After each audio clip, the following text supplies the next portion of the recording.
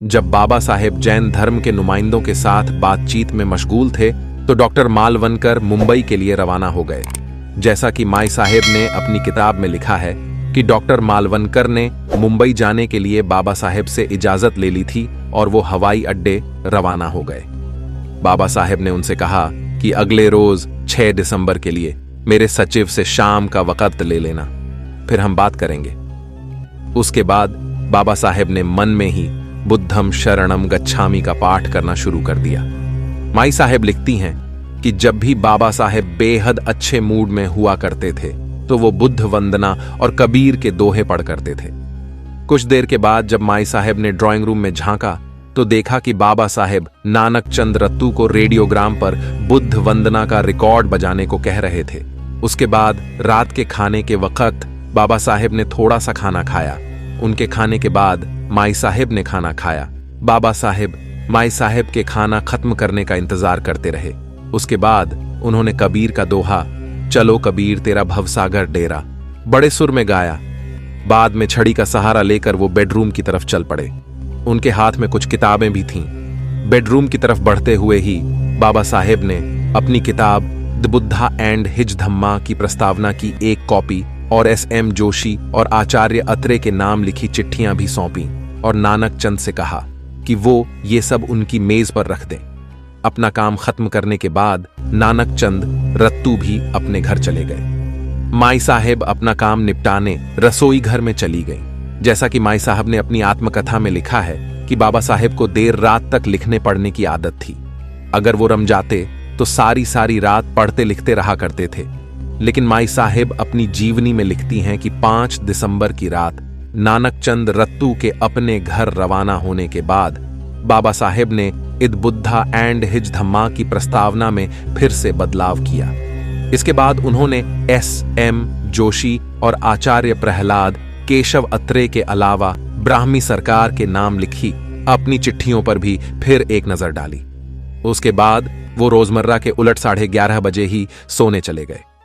उस रात के बारे में बहुत जज्बाती होते हुए माई साहेब ने लिखा है कि 5 दिसंबर की रात बाबा साहेब की जिंदगी की आखिरी रात साबित हुई।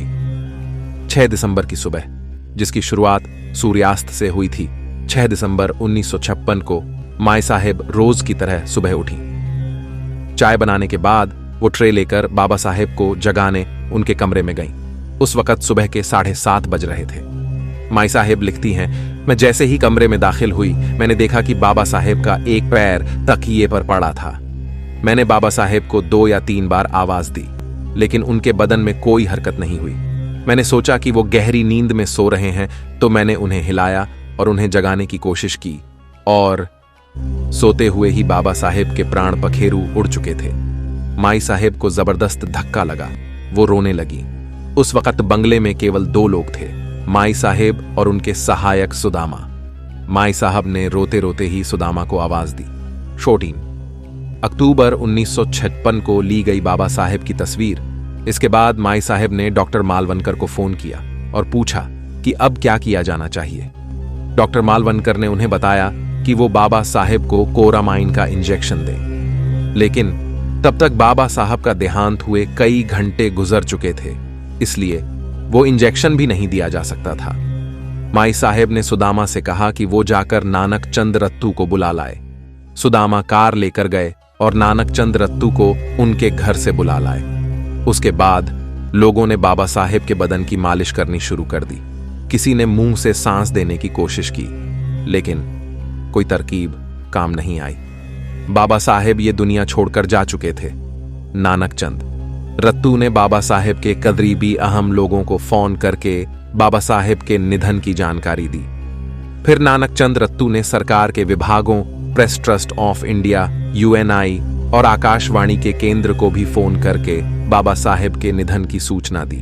बाबा साहेब के निधन की खबर जंगल में लगी आग की तरह फैल गई। उनके देहांत की खबर सुनकर देश भर में उनके समर्थकों सदमे में आ गए।